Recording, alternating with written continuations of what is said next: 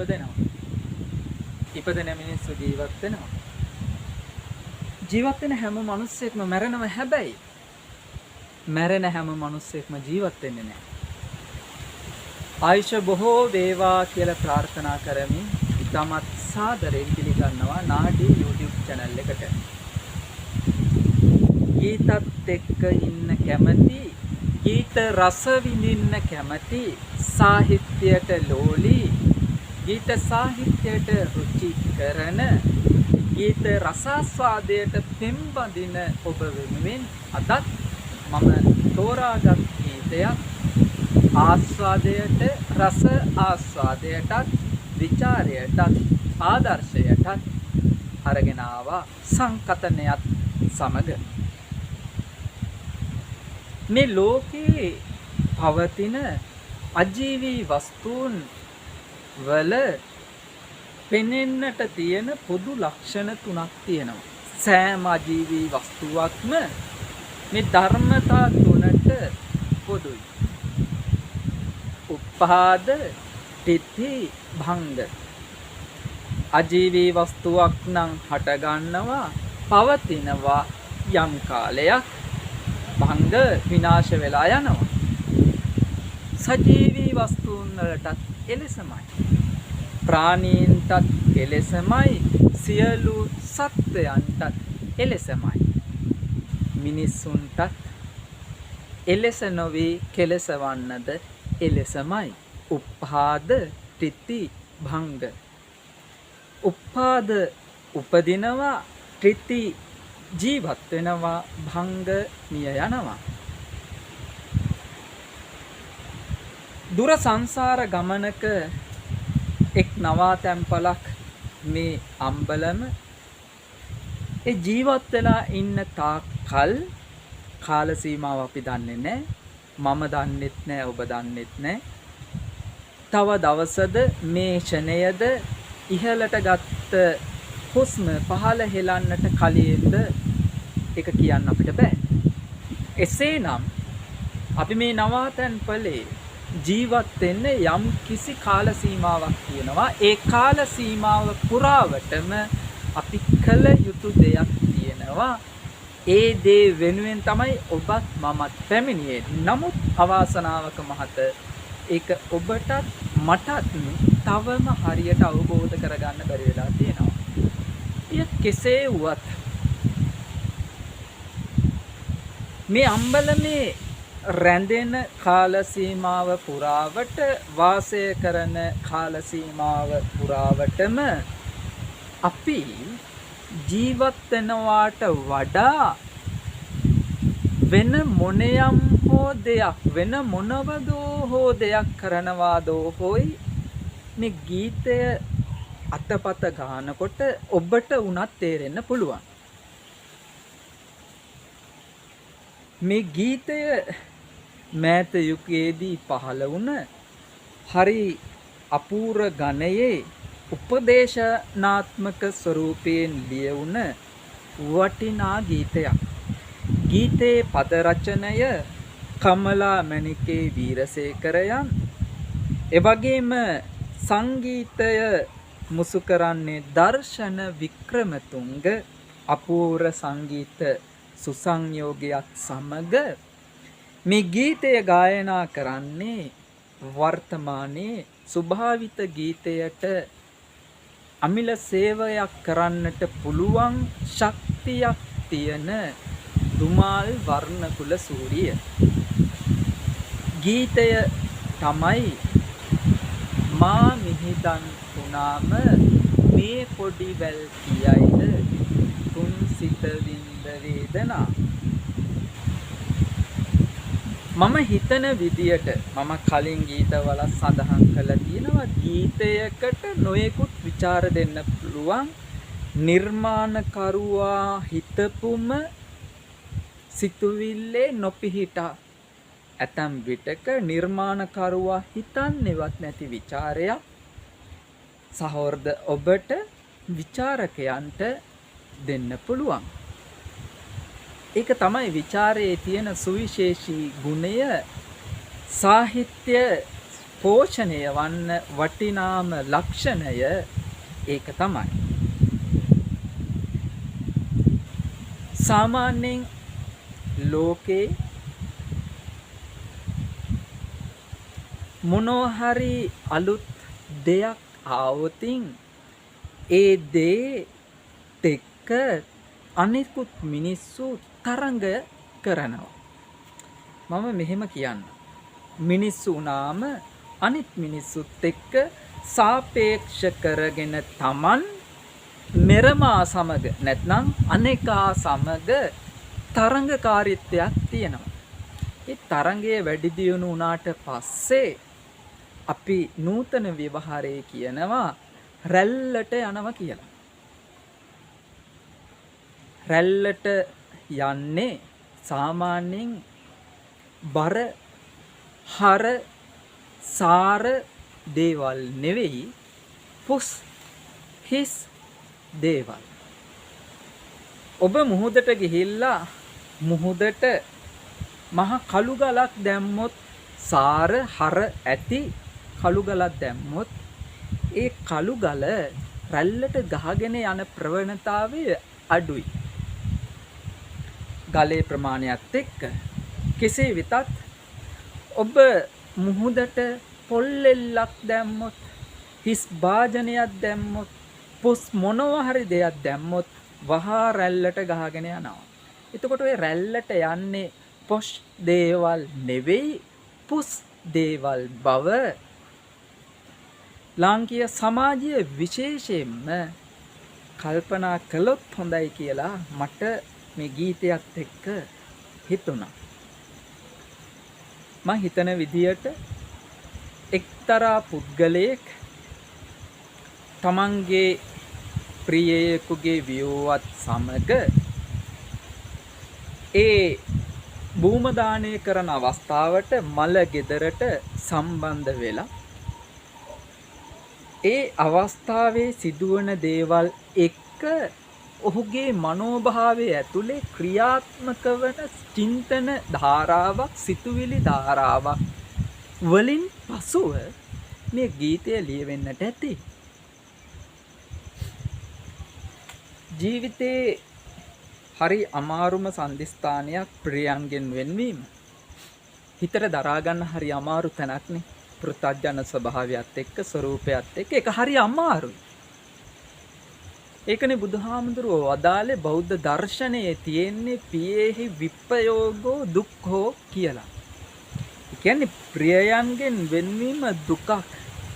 අපි යමකට ලං වෙන්න ඇලෙන්න ඒ දේ දුරස් වීම මත අපි ඇලුන ප්‍රමාණයේ තරමට දුකක් අපිට හිමි වෙනවා. ඒක සාමාන්‍ය ස්වභාවය. එතකොට කවුරු හරි කෙනෙක් මිය ගියාට පස්සේ ඒ අවමගුල් කටයුතු කරන අවස්ථාවක් සාමාන්‍යයෙන් වෙන්න ඕන ඒ අරමුණට අනුවයි. ඒ කියන්නේ මිහිදන් කිරීමේ කටයුත්තට අදාළ කටයුතුයි සිද්ධ විය යුත්තේ. නමුත් දැන් අවමගුල් අවස්ථාවල් මගුල් උත්සව තියෙනවා. ඒ වගේම ජීවිතයේ සතුටු වෙන අවස්ථාවල් වල මිනිස්සු උත්සව ගන්නවා.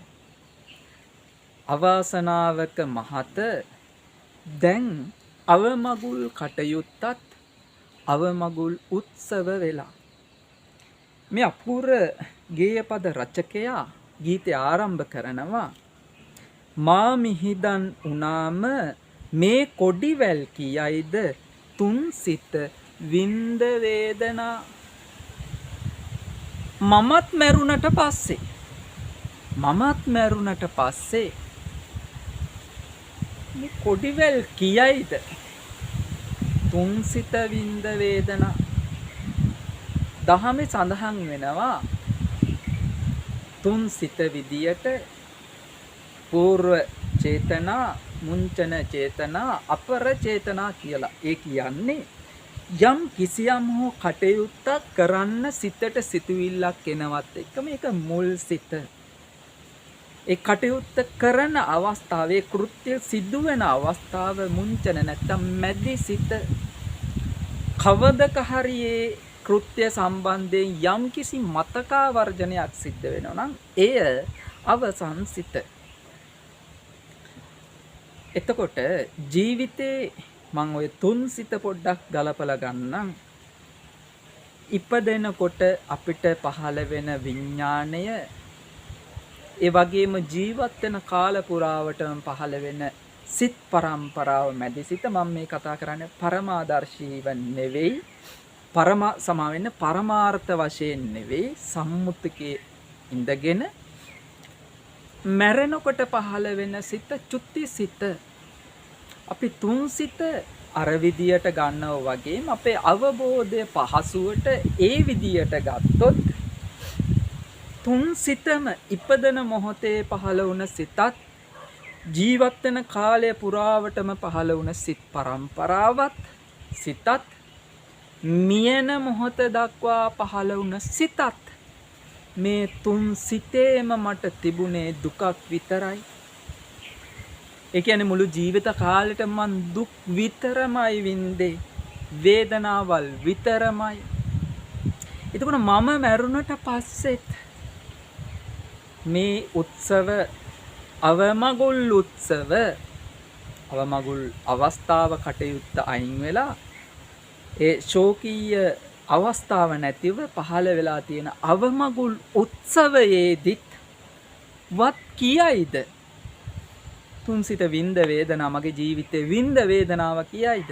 මා මිහිදන් කළාම, මා මිහිදන් වුණාම මේ කොඩිවැල් කියයිද තුන්සිත වින්ද වේදනා? සෝ ලතැවුල් මවාන සුදු සලු පිළි දරාන කිම ඔබ හඬන කාරණා? මියගිය අවස්ථාවක මිනිස්සු වැළලෙන්නේ නැති ටික විතරයි. ඒ වේදනාව සාධාරණයි පෘථග්ජන අපේ සිත්වලට. පෘථග්ජන හිතකට ඒ දරා ගැනීම අපහසු, ඒක සාධාරණයි. හැබැයි ජීවත් ඉන්න කාලේ පුරාවටම කෑවද බීවද උන්නද මලාද කියලාවත් බලන්නේ නැති මිනිස්සු සෝ ලතැවුල් මවාන සුදු සලු පිළි දරාන කිම ඔබ හඬන කාරණා? ජීවත් වෙලා ඉන්න කාලෙදි මිනිස්සුත් එක්ක කතා කරලා නැහැ, සුව දුක් විමසලා නැහැ, අඩුපාඩු මොනවද කියලා බලලා නැහැ, යුතුයකම් මිටු කරලා නැහැ, වගකීම් ගැන හිතලවත් නැහැ. එහෙව් මිනිස්සයා මිය ගියාට පස්සේ සෝලතැවුල් මවාන හඬා වැළපි බිම පෙරලි සුදු ඇඳගෙන ඇවිල්ලා අනේ ශෝකාලාප මතු කරනවා, හඬනවා, වැළපෙනවා. ඒකයි රචකය අහන්නේ. සෝලතැවුල් මවාන සුදු සලු පිළි දරාන කිම ඔබ හඬන කාරණා? මට හිතා ගන්න බෑ, මට පුදුමයක්. ඇයි මේ හඬන්නේ?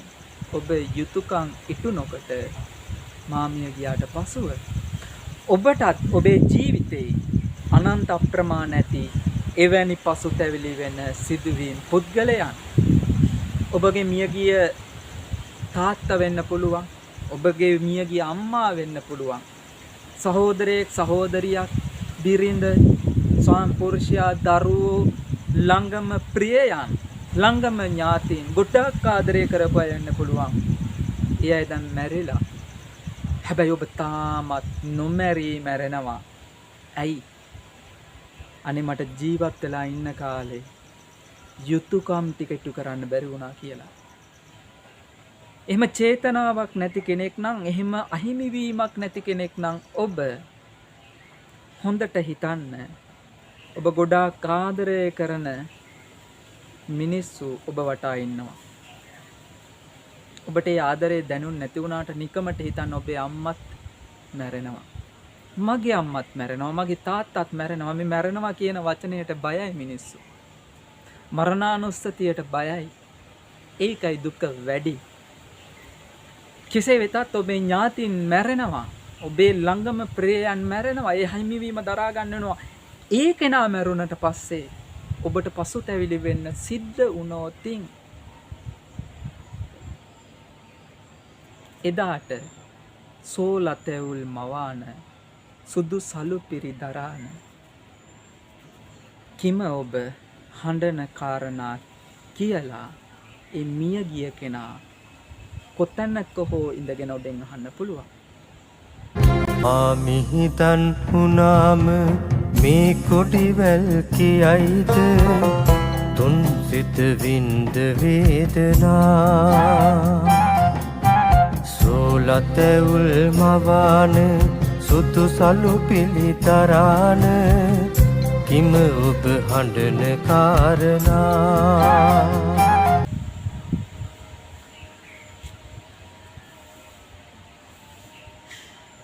සෙවණට උන්නු ගසේ යතු සිඳ බින්ද මිනිස්සු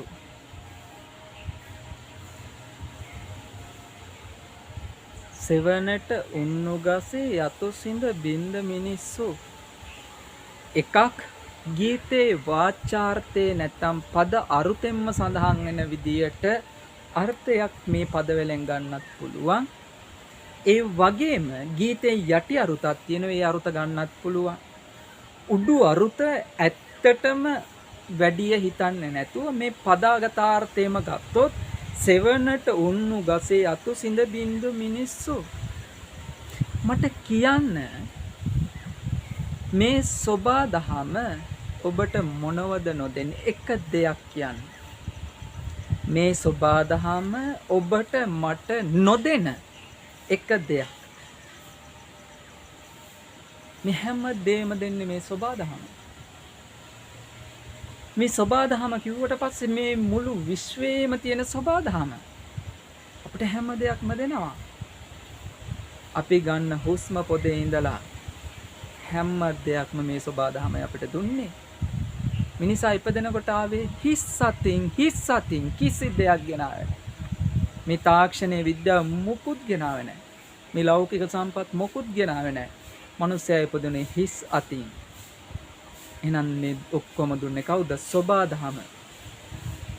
හැබැයි එක මිනිස්සෙක් දවසක්දා විඩාවටපත් වෙලා ඒ විඩාවෙන් බේරෙන්න ගිමන් හරින ගහක් යටට යනවා. ගිමන් හැරලා පුදුමාකාර සිසිලසක් ඒ අජීවී හිතක් පපුවක් නැති ගහ ඒ මිනිස්සයට ලබා දෙනවා. හැබැයි මිනිස්සේ යන්නේ නිකන් නෙවෙයි. නැකිටලා යනකොට විඩාව නිම කරලා එළියට යනකොට ඒ ගහේ අතු කඩලා බිඳලා විනාශ කරලා ගිහිල්ලා ආයෙ නැවත ඇවිල්ලා ගහත් කපාගෙන යනවා. ඔබ මොහොතක් හිතන්න සෝබා දහමෙන් අපිට මෙච්චර දේවල් දුන්නට ඔබ සෝබා දහමට කොච්චරනම් දේවල් දුන්නද? කොච්චර දේවල් දුන්නද? ලොකු දේවල් නෙවෙයි, පොඩි දෙයක් ඇති.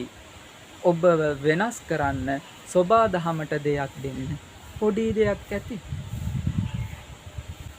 පොඩි වතුර බිඳුවකට පුළුවන්ද මහ කළු ගලක් බිඳින්න, හිල් කරන්න? ඔබ කියයි බෑ කියලා.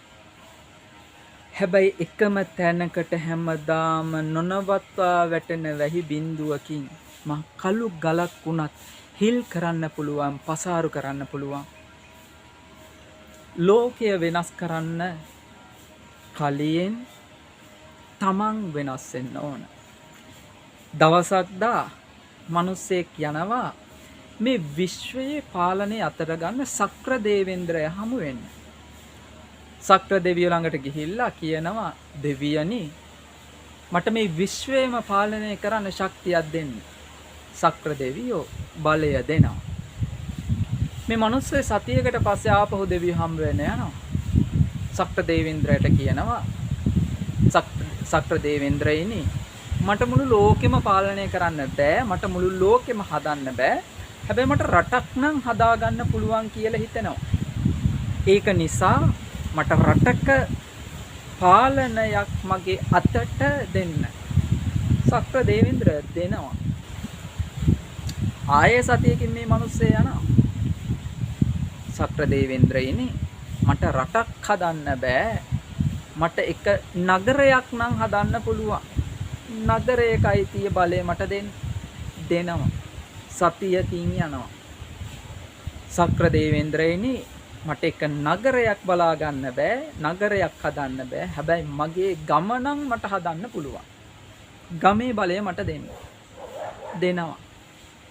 සතියකින් යනවා.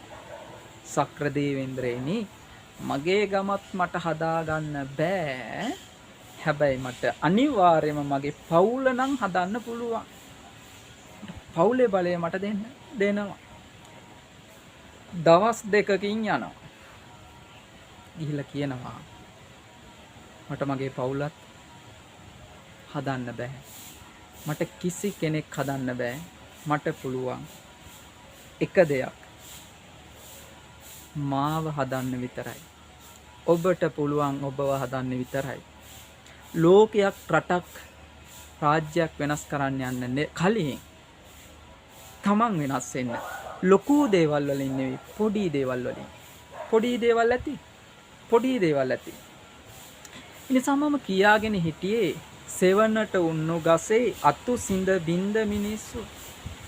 සෝබාදහමෙන් ඔබට ගොඩක් දේවල් හමු වුණාට ඔබ සෝබාදහමට කොච්චරක් නම් දේවල් දුන්නද?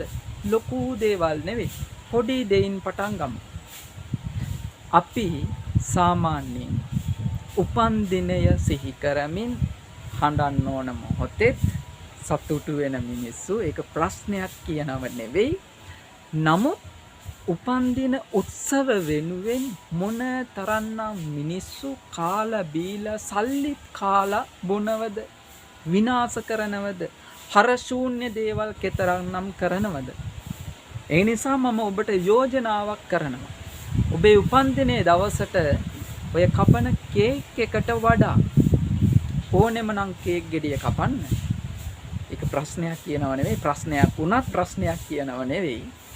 හැබැයි ඔබට පුළුවන් නම් ඔබේ ජන්මදිනය සිහි කරලා ඔබ උපන් දිනයට එක ගහක් මේ විශ්වයට දෙන්න. එක පැලයක් රෝපණය කරන්න. මේ පැලේ ආදරෙන් බලා ගන්න. මගේ අවුරුදු 15 වෙදි ඉඳපු මේ කොස් ගහ මේ ලොකු වෙලා තියෙන්නේ. මගේ අවුරුදු 30 දී ඉඳපු මී ගහ තමයි මේ ලොකු වෙලා තියෙන්නේ. අපට මොන තරම්නම් ආත්ම තෘප්තියක් හම්බ වෙනවද? ඒක නිසා මම මේ බොහොම පොඩි දෙයක් කිව්වේ. නමුත් මේ පේලියෙන් පද පේලියෙන් ලොකු කතාවක් ජීවිතේට ගන්න පුළුවන් මේ ගීතයෙන් අඩංගු වෙලා තියෙනවා.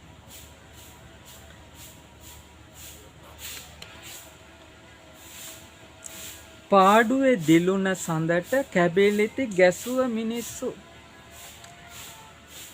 හැම මිනිස්සෙක්ම කැමති නිදහසට. මිනිස්සු පාඩුවේ ඉන්න ගොඩක් ආසයි රුචි. නිදහස භුක්ති විඳින්න රුචි කැමති. සමහර මිනිස්සු තනිවම කාටවත් කරදරයක් නැතුව ජීවත් වෙන්න උත්සාහ කළත් විශේෂයෙන් ලාංකීය සමාජය තුල ඒක ලේසි පහසු දෙයක් වෙන්නේ නැහැ. හේතුව කවුරු හෝ කෙනෙක් තමන්ගේ පාඩුවේ වැඩ ටිකක් කරගෙන හිටියොත් ලංකාවේ ගොඩාක් මිනිස්සුන්ට ඒ පුද්ගලයා ගැන කියවීමක් තියෙනවා. එයා ගැන තොරතුරු හාරවුස්සන්න අමුතු රුචිකත්වයක් තියෙනවා. ගොඩාක්ම ලාංකීය සමාජයේ බහුතරයක් මිනිස්සු තමන් ගැන හොයනවට වඩා ලංකාව විතරක් නෙවෙයි මං හිතන්නේ ඒක මනුස්ස ස්වභාවය වෙන්නේ නැති. තමන් ගැන හොයනවට වඩා අනුන් ගැන හොයනවා. මට ළඟදී හම්බුණා අපූරු වීඩියෝ එකක්, හාස්‍ය උත්පාදන වීඩියෝ එකක් අන්තර්ජාලේ. එක මිනිස්සෙක් 13යි කිය යනවා. ඊළඟ ඉඳපු මිනිස්සෙක් කඩයක් ගාව ඉඳපු මිනිස්සෙක් අහනවා කතා කරලා මොකද මේ 13යි කියන්නේ කියලා.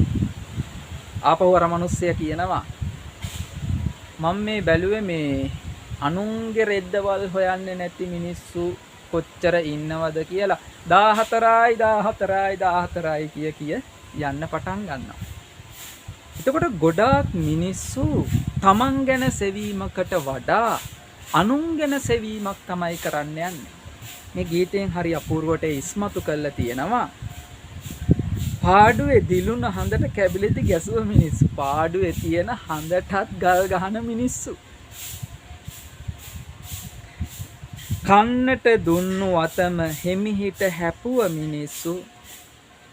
කෘතගුණ නොදන්න මිනිස්සු මේ සමාජයේ කොතරම්නම් ඉන්නවද? ඒකනේ බෞද්ධ දර්ශනයේ හමුවන්නේ කතඤ්ඤෝ කතවේදී පුද්ගලෝ දුර්ලභෝ ලෝකස්මි. කෘතගුණ සලකන කෘතගුණ දන්න මිනිස්සු ලෝකයේ දුර්ලභයි. එතකොට ඔබ කෘතගුණ සැලකීම කියන්නේ ඔබට යම් කිසියම් හෝ කෙනෙක් මොනයම් හෝ දෙයක් කළාද එය සිහියේ තබාගෙන ඔහුට ඔබෙන් දෙයක් ඉටු කිරීම.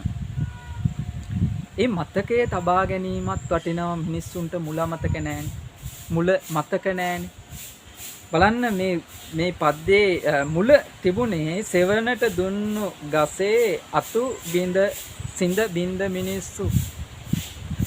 ඔබ දන්නව බෞද්ධ දර්ශනයේදී බුදු දහමට අනුව ලෞතර බුද්ධත්වයට පත් වුණ බුදුරජාණන් වහන්සේත් ඒ උතුම් සම්බුද්ධත්වයේ පසක් කරගන්නට සෙවණ ලබා දුන්න. වෘක්ෂය සිහිපත් කරමින් කෘතගුණ සැලකුවා කොහොමද? සතියක් ඒ වෘක්ෂය දිහා බලාගෙන ඒ වෘක්ෂයට කෙලෙහි ගුණ දැක්වුවා. බුදු උනේ ඒ ගොතම සමන බෝධිසත්වයන් නැත්තම් බුදුරජාණන් වහන්සේ ස්වයම්භූත ඥානේ ඒ බෝධිය සෙවණ දීමක් පමණයි සිද්ධ කළේ. එතකොට තමන්ගේ බුද්ධත්වය සඳහා ලබා ගන්න සෙවණ දුන්න නිසායි ඒ බෝධිය දිහා සතියක් ඇසිපිය නොහෙලා බලා හිටියේ. හිතලා බලන්න. ඒ තරන්නම් ඒ වගේ පොඩි දෙයකට මා පොඩි දෙයක් යයි සඳහන් කළේ අපිට සබාදහමෙන් කරන දේවල් එක්ක සංසන්දනය කරාම අපිට මිනිස්සු අපිට කරන උපකාරයන් එක්ක සංසන්දනය කරාම අපි කොතෙක් නම් දේවල් කරන්න ඕනද? කොහොමනම් කෙලෙහි ගුණ සලකන්න ඕනද? කන්නට දුන්නු අතම හිමිහිට හපන මිනිස්සු. කන්න දෙන අතත් හපා කන ඉන්න මිනිස්සු. රටේ මිනිස්සු ඉන්න රටේ ඇතිදා නැති බුහුමන් නැතිදා පිදුව මිනිස්සු. ඉන්නකම් නිකමටවත් හොඳක් කියන්නේ නැති මිනිස්සු. මැරුණට පස්සේ ගුණ කතන වරුසා කතා කවි මොනතරම්ද මොනතරම් වැහි වහිනවද? අවමගුල් අවස්ථාවක බලන්න මියදුන කෙනා ගැන මොනතරම්නම් ගුණ කතන තියෙනවද? හැබැයි කවදාවත් ඒ මිනිස්සයාගේ මූණට මුණ ගැහිලා එක හොඳක් කියලා තියෙයිද? එනිසා මම ඔබට යෝජනාවක් කරනවා. මෙතෙන් පටන් ඔබේ ජීවිතයට සමීප වූ කෙනෙක් ඉන්නවනම් ඔබට කිසියම් හෝ දෙයක් කරපු උපකාරයක් කරපු කෙනෙක් ඉන්නවනම් සතුරෙක් වුවත් කම් නැහැ. ඔහුගේ තියෙන හොඳක් කියන්න පුරුදු වෙන්න. ඔහුගේ තියෙන යම් කිසි ගුණයක් කියන්න පුරුදු වෙන්න. අපි පුරුදු වෙලා තියෙන්නම තියෙන හොඳ කියනවට වඩා තියෙන නරකයි කියන්නේ. මොන මිනිස්සේ ගාවද නරක නැත්තේ? නොගුණ නොහොඳ නැත්තේ? හැම මිනිස්සේ ගාවම නරක ගති ගුණ තියෙනවා. ඔබේ ළඟත් මගේ ළඟත්. ඒක නිසා මම ඔබට යෝජනා කරනවා සෑම කෙනෙක් ගාවටම ගිහිල්ලා හොඳ කියන්න පුරුදු වෙන්න. ඒක හොඳ ගුණයක්. සෙවණට හුන්නු ගසේ අතු සිඳ බින්ද මිනිස්සු. පාඩු විදිලුණු සඳට කැපිලිති ගැසුව මිනිස්සු. කන්නට දුන්නු අත මනසම හෙමිහිට හැපුව මිනිස්සු ඇතිතා නැති පුහුමන් නැතිතා පිතුව මිනිස්සු සේසත් පාවඩ මැද අබිමන් හරසර රන්දා මලගෙදර ඒ ශෝකාලාප සහිත ශෝකාකූල අවස්ථාව අවමගුල් උත්සවයක් කරලා සේසත් පාවැඩ මැද අබිමන් හරසර රන්දා ජීවත්වලා ඉන්න තාක්කල්වත් කන්න බොන්න ටිකක් නොදීපු ජීවත්වලා ඉන්න තාක්කල් උන්නද නැද්ද මලාද කියලා නොබලපු ජීවත්වලා ඉන්න තාක්කල් යුතුයකම් වගකීම් ටික ඉටු නොකරපු මිනිස්සු කන්න ටිකවත් ළඟට ගෙනත් නොදීපු මිනිස්සු පයට පෑගෙන වැලි ටික කාමරේ තුල අතු නොගාපු මිනිස්සු ඇඳ ඇතිරිල්ල හදාගන්න බැරි නිසා හදා නොදීපු මිනිස්සු කාමරේ තියෙන මකුළු දැල් ටික කඩලා නොදීපු මිනිස්සු නිදාගන්නකොට නෙට් එක දාලා නොදීපු මිනිස්සු මැරුණට පස්සේ උඩුවියන් බැඳලා පාවාඩ දාලා මංජුසාව ගෙනියනවා මෘතදේහයටත් සැලකිලි සේසත් පවා දාලා සේසත් පාවැඩ මැද අභිමන් හරසර රන්දා අවසන් ගමටට ඇයි දහසින් සැරසිලි බන්දා මේ අවසන් ගමනට ලක්ෂ ගණනක් වියදම් කරලා ඇයි ඉන්නකම් මගේ බෙහෙත් ටිකට වියදම් කරන්න බැරින උඹලා බෙහෙත් ටිකට වියදම් නොකරපු උඹලා මැරුණට පස්සේ ඇයිද දහස් ගණන් අවසන් ගමනට දහසින් නැයි සැරසිරි බන්දා කාට පේන්නද ලෝකයාට පේන්නද මිනිස්සුන්ට පේන්නද මම මෙහෙමයි සැලකුවේ මෙහෙමයි කරේ අනේ අපේ තාත්තා අපේ අම්මා අපේ අහවලා ඔයා නැතුව කොහොමද ජීවත් යන්නේ ගිනියන්න එපා ඉන්නකම් අපි මෙහෙමයි කරේ අපිට මෙහෙමයි කළේ ඒ තිබිච්ච දුක් කඳවන ඔක්කොම ගැනවිලි කිය හැබැයි ඉන්න තාක්කල් පපුවක් හිතක් හදවතක් නැති මිනිස්සු වගේ වේදනාමයි දුන්නේ මැරුණට පස්සේ නෙක සැලකිලි සැරසිලි හදවත් නැති උන් ලෙස පෙරදා දුන්නු වේදනා හදවතක් නැති මිනිස්සු වගේ මට වේදනා දුන්න උඹලා කන්න ටික ළඟට ගෙනත් නොදීපු උඹලා බෙහෙත් ටික ළඟට ගෙනත් නොදීපු උඹලා දොස්තර මහත්තේ ගාවට එක්කරන් ගිහිල්ලා මගේ දුක සැප නොබලපු උඹලා ළඟට ඇවිල්ලා බණ පදයක් පිරිත් ටිකක් ඇහෙන්න නොසලැස්සූ උඹලා අවසන් මොහොතේවත් හිතට සැනසීමක් දෙන්න පිනක් දහමක් මතක් කරලා දෙන්න කරන්නවත් නෙවෙයි පන්සලකට තමන්ගේ ආගමික ස්ථානයකට නොගෙනියපු උඹලා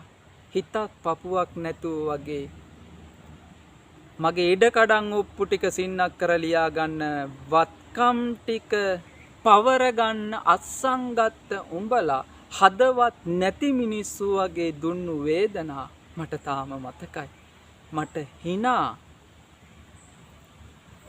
හදවත් නැති උන් ලෙස පෙරදා දුන්නු වේදනා දෙසවන් බිහිරෙයි අද මිතුරනි කුමට වර්ණනා මේ ගීතයේ අවසාන පාඨයෙන් අවසාන පද්‍ය ඛණ්ඩයෙන් උඩු පෙළ වගේම යටි පෙළකුත් මනාවට පෙන්නනවා දෙසවන් බිහිරී අද ඉපදුණු දවස් ඉඳලා දුක් විඳලා මම දරු මුණුබුරන් හදලා මං ඥාතීන් එක්ක ඉඳලා ඥාතීන්ට යුතුයකම් වගකීම් මිටු කරලා මගේ මිත්‍රයන්ට මං යුතුයකම් වගකීම් මිටු කරලා මේසා පරිවාර සම්පත්තියක් මට ඉඳලා මගේ යුතුයකම් උඹලා ඔක්කොම අරගෙන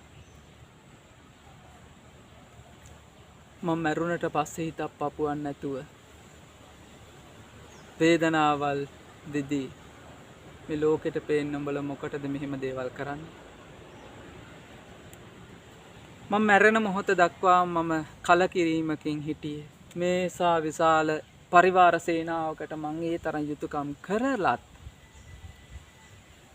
මට එහෙමනම් කළේ එහෙමනම් උනේ මගේ ඇත්තටම මට ජීවිතය ගැන කලකිරීමක් තිබුණේ. මගේ දෙසවන් බිහිරි වෙලා තිබුණේ. මගේ හදවත නතර වෙලා තිබුණේ මැරෙන්න කලින්ම. මගේ ඇස් පිය විලා තිබුණේ මැරෙන්න කලින්ම. මගේ දෙසවන් බිහිරුනේ මැරෙන්න කලින්ම. මගේ මුව ගොළු වෙලා හිටියේ මැරෙන්න කලින්ම. මම මැරුණෙත් මැරෙන්න කලින්ම. ඉතින් උඹලා බොරුවට වර්ණනා කරන වර්ණනා මොකටද? මගේ මේ දෙසවන් වලට ඇහෙන්නේ නෑ දැන්.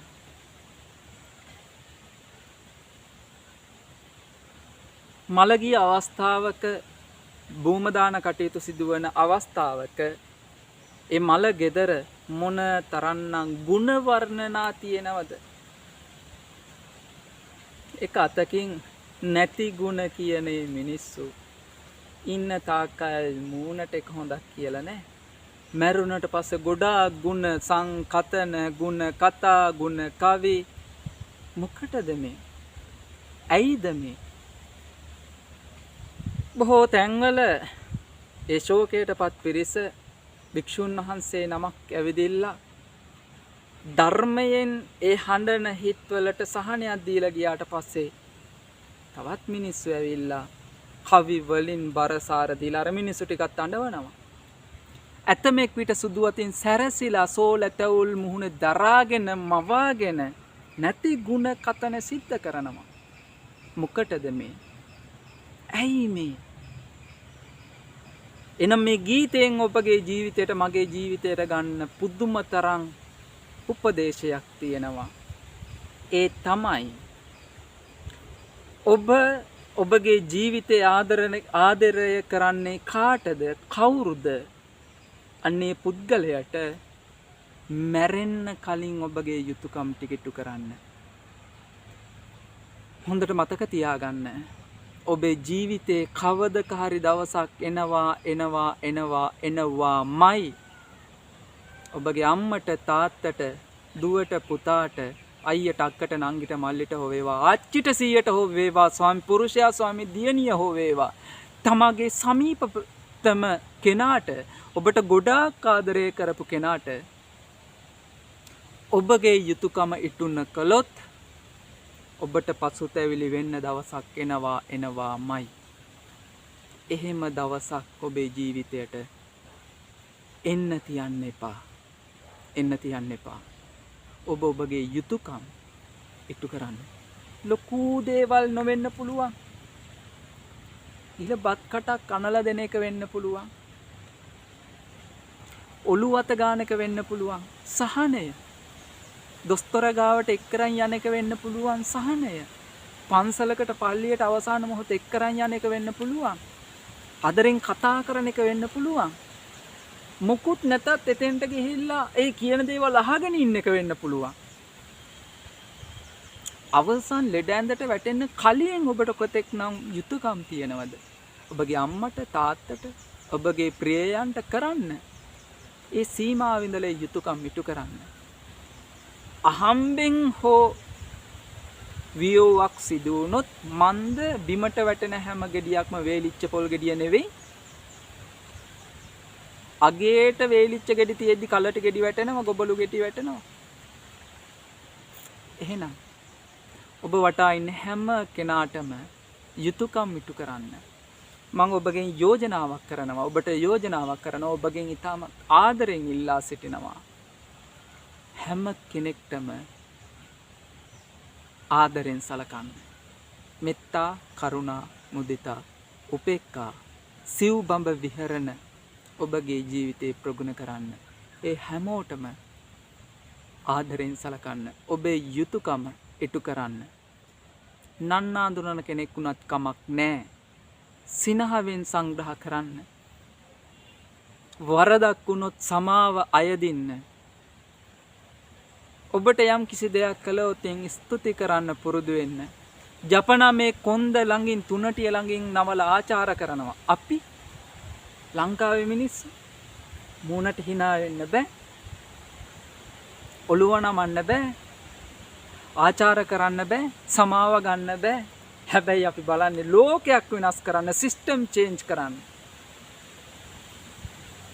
කන ටොපි කොලේ සාක්කුවේ දාගෙන ගෙදරට ගෙනවිල්ලා පුච්චන්න බැරි ඔබට, මූණට හමු වෙන මිනිස්සයට hina වෙන්න බැරි ඔබට, ලොකුකම් මේන්ටේන් කරන්න යන්න බැරි ඔබට කියන්න තියෙන එක දෙයයි.